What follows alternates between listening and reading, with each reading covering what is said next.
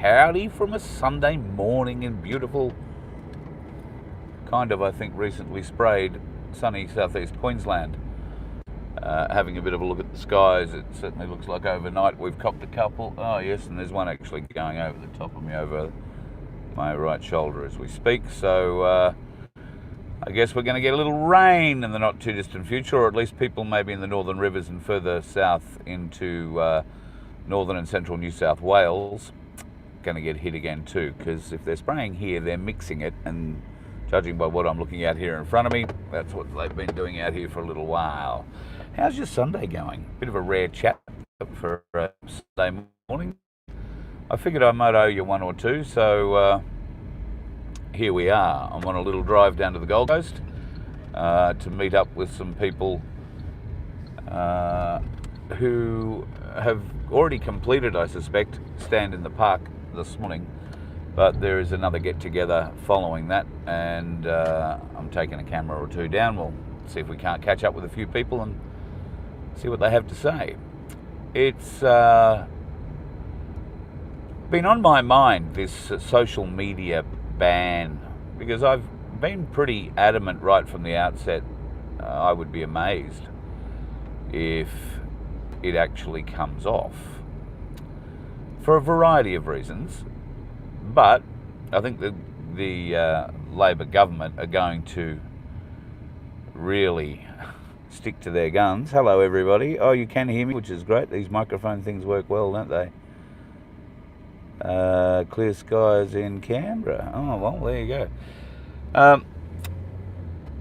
They can't be in two places at once, but hey, listen, those things are heading south, so don't be at all surprised if later, maybe in an hour or two, you start getting strike. So yeah, the social media ban, I don't think there's a technical reason why they can't employ it. They can certainly do anything with technology these days, and that will be, in fact, the point of all of this.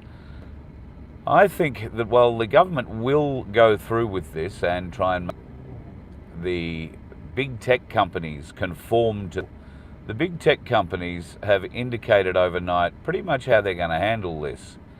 Now, X has been handed a $140 million fine by the European Commission for breaching, similar-ish kind of guidelines. Australia really is the test bed, but the European Commission has decided they're going to push back. And the American government are not happy at all. They are going to support their big American tech companies, have absolutely no doubt. And those tech companies, quite rightly,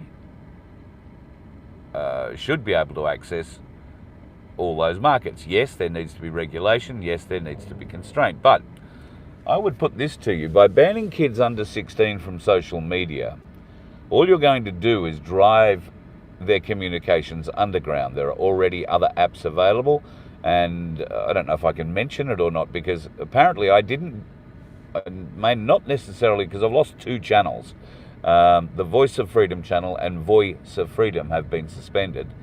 And that is because I thought the weapons that were shown in the Irish warning that was given to Irish members of public by the new Republican movement in Ireland. But it may not have been that. As it turns out, in that same show, I mentioned 2, 3, maybe more ways that it has been proven to our Senate that this digital ID caper can be hacked in a variety of different ways, and AI is one of them. So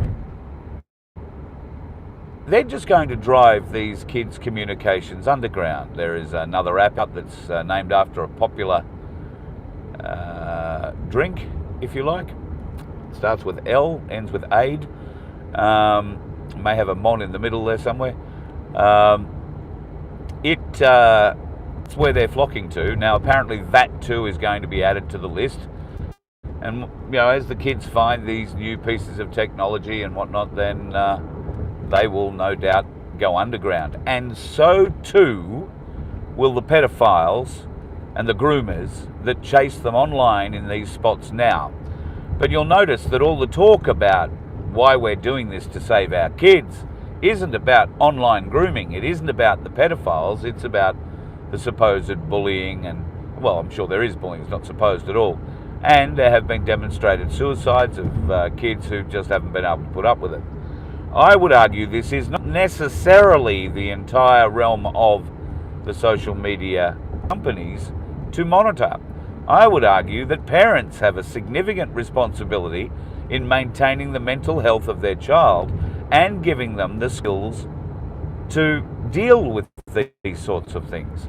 Now, if that means you choose not to give your kid access to social media until they're 16, then so be it.